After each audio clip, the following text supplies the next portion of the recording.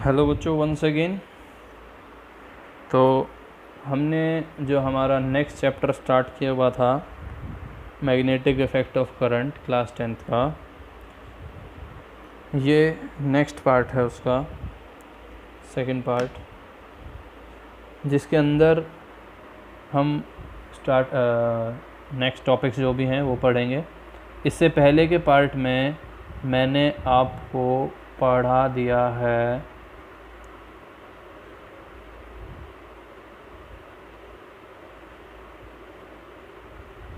Magnetic effect में मैंने आपको पढ़ा दिया है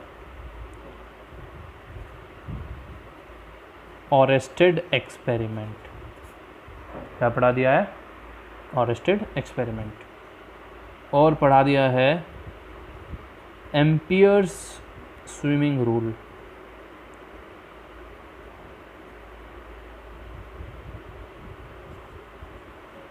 जिसे SNOW के नाम से भी जाना जाता है, स्नो रूल।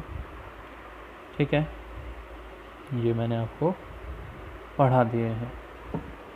थोड़ा सा क्विक रिवीजन इसका करके फिर हम चैप्टर को आगे बढ़ाएंगे। तो बच्चों, इसमें हमने क्या पढ़ा था ऑरेस्टेड एक्सपेरिमेंट में, कि ऑरेस्टेड ने एक एक्सपेरिमेंट किया था जिस एक्सपेरिमेंट में उसने एक वायर ली थी AB,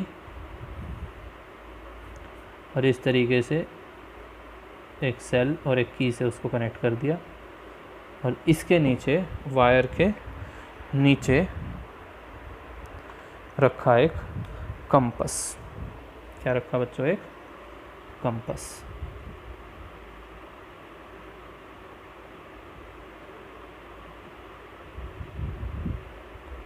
north pole, south pole. ठीक है, दिस इज़ द कंपस। एक कंपस का स्टैंड है नीचे। ओके, एक कंपस इस तरीके से या इस तरीके से घूम सकता है। अब वैसे तो ये एक हादसा था ऑरेस्टेड के साथ में, ऐसी तार कनेक्ट करके रखी हुई थी। ठीक है, कंपस पड़ा हुआ था, गलती से इस पे हाथ लग गया ऑरेस्टेड का, और इसमें से करंट फ्लो करने लग गया। करंट तो फ्लो करेगा ही, सेल बैटरी लगी हुई है। इस तरीके से AB डायरेक्शन में करंट फ्लो करने लगा। हम जैसे करंट फ्लो करा तो एक कंपस हिलने लग गया भाई, इस तरीके से।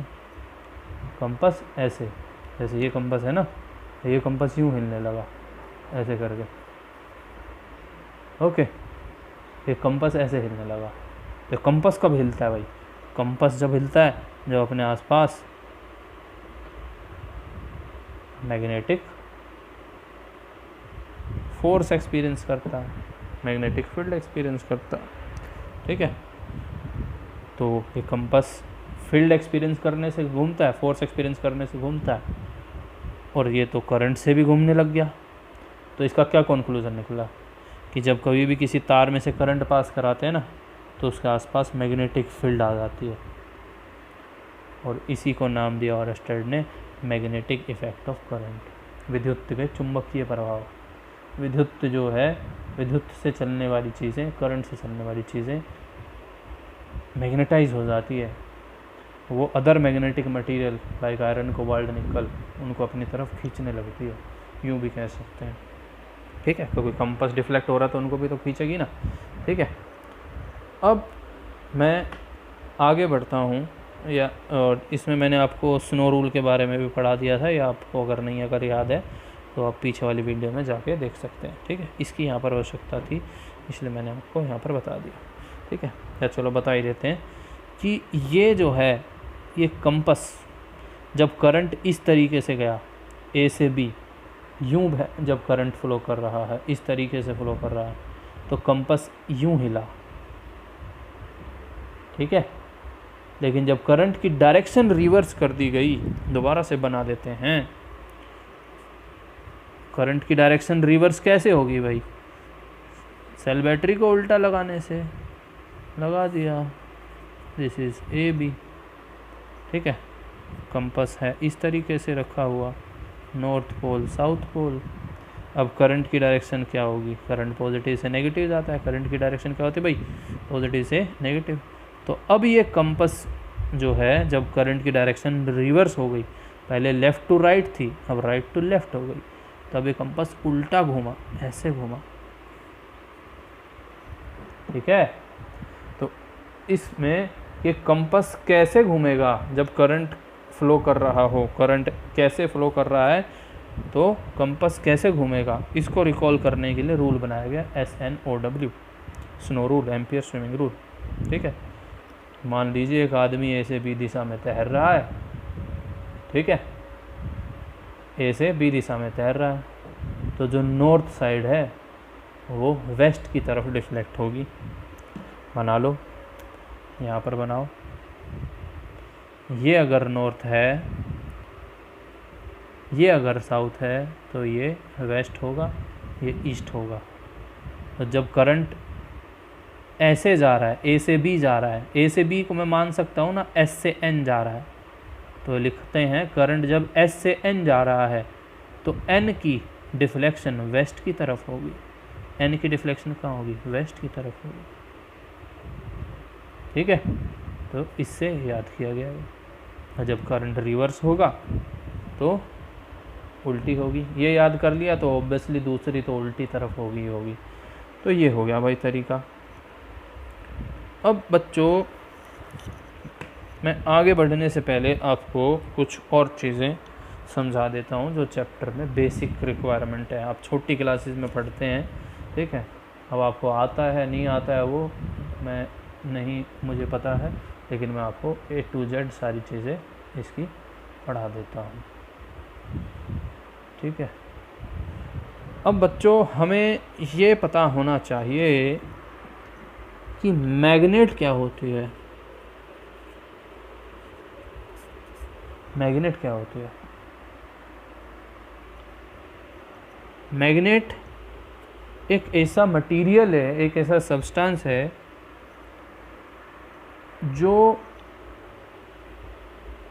अर्थ क्रस्ट पे मिलता है, खनिज में मिलता है, मिनरल्स में मिलता है, और सम अदर मटेरियल्स जिनको हम कहते हैं मैग्नेटिक मटेरियल्स, क्योंकि वो मैग्नेट के द्वारा अट्रैक्ट होते हैं।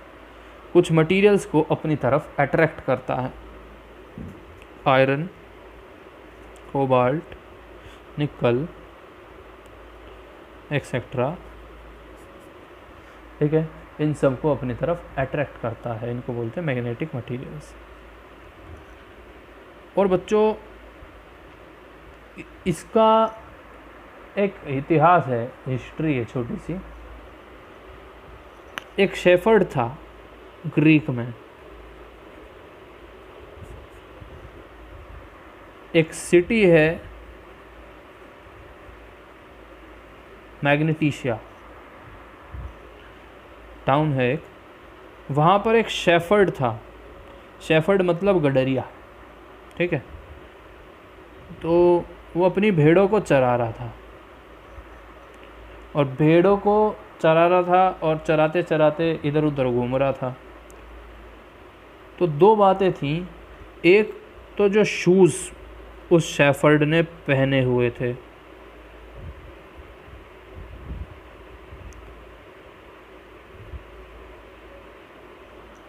उनके नीचे थोड़े इस तरीके से लोहे का पैड लगा हुआ था, और दूसरा जो उसने स्टिक पकड़ी हुई थी, लाठी लेके भेड़ों को चरा रहा था, उसके नीचे इस तरीके से मेटल की कैप लगी हुई थी। लगा लेते हैं ना ताकि ख़राब ना हो, लाठी लकड़ी ख़राब ना हो, मेटल की, लोहे की लगी हुई थी। ठीक है, यहाँ पर भी लोहे की वो थी। तो इधर उधर घूम रहा था और लाठी को घिसेड़ रहा था, पैरों में भी लोहे का वो था। तो जब शाम के समय वो जाने लगा तो उसने देखा कि उसकी लाठी के ऊपर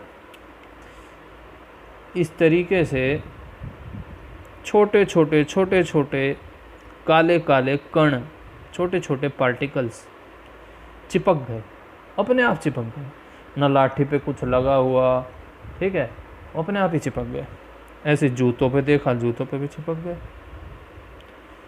तो भाई ये बात वायरल होने लगी, फैलने लगी। सोचने लगे कि भाई ये क्या चीज़ है जो बिना चिपकाए चिपक रही है, अपने आप ही चिपक रही है। देखा तो भाई लोहे से ही चिपक रही है। उस टाइम पे उनके पास लोहा ही था, देखा लोहे से ही चिपके जा रही है और किसी से नहीं चिपक रही। तो ये बात और फैली, शहर में फैली, पूरे देश में फैली। तो ये देखा गया कि ये एक अद्भुत मटेरियल है जो लोहे को अपनी तरफ चिपका रहा है, लोहे पे चिपक रहा है। ठीक है, तो according to the name of the city उसका नाम रखा गया मैग्नेट, उस मटेरियल का। ठीक है, तो बच्चों हमें ये पता लग गया भाई ये मैग्नेट होती है। अब हम बात करते हैं मैग्नेटिक फील्ड की। किसकी? Magnetic field.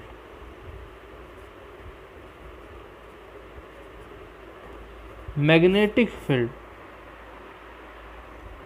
इस चीज़ को आपने पहले सुना होगा। फील्ड, फील्ड का मतलब याद है बच्चे? सोच रहे खेत, चलो ऐसे ही समझ लेते हैं। खेत, खेत मतलब जिस ज़मीन पे आपका कब्जा है, ये आपकी ज़मीन है, ये आपके नेबर, आपके पड़ोसी की ज़मीन है। ठीक है, क्योंकि इतने एरिया पे आपका कब्जा है, प्रभाव है, दूसरे पे दूसरे का प्रभाव है। ठीक है, तो फील्ड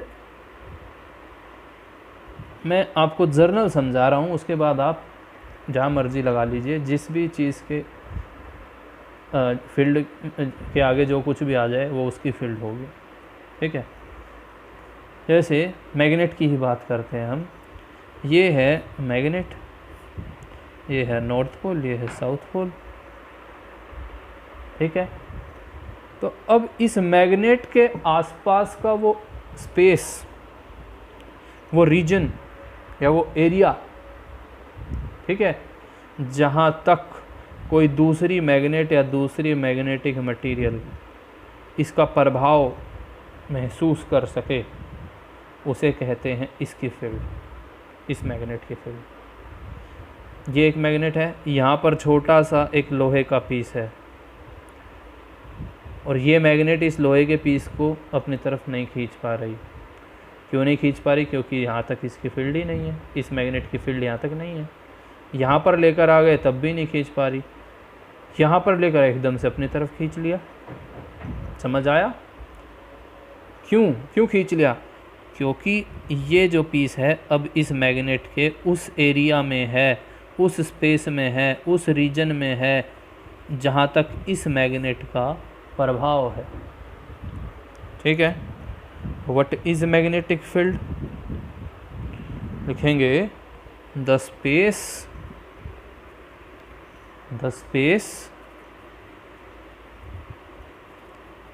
और द रीजन और एरिया अराउंड अ मैग्नेट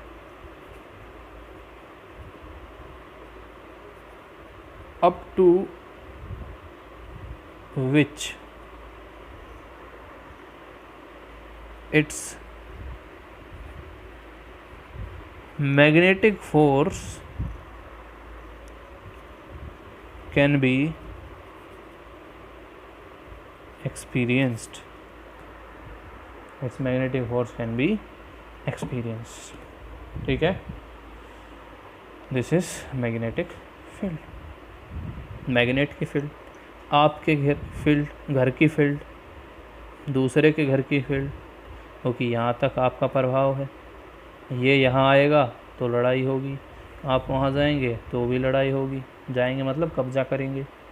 ठीक है, ऐसे ही चार्ज की फील्ड होती है। ये चार्ज है, ये दूसरा चार्ज है। ठीक है, ये चार्ज जो ये वाला चार्ज है, इस चार्ज को अपनी तरफ खींच पा रहा है। तो इसका मतलब क्या है? ये छोटा चार्ज इस बड़े चार्ज की फील्ड में है। चार्ज की फील्ड मतलब इलेक्ट्रिक फील्ड, मैग्नेट की फील्ड मतलब मैग्नेटिक फील्ड, अर्थ की फील्ड ये अर्थ है। ठीक है। जहाँ तक ग्रेविटी महसूस की जा सकती है, यहाँ तक की जा सकती है भाई, ठीक है। इसके पार अगर कोई भी चीज़ चली गई तो वो अर्थ पे नहीं गिरेगी वापस, अगर वो यहाँ है तो गिर जाएगी वापस, ठीक है। तो अर्थ की फील्ड मतलब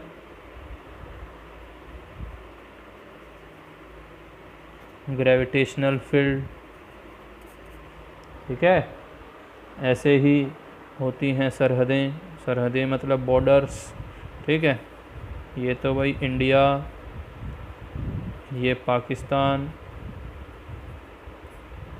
ओके।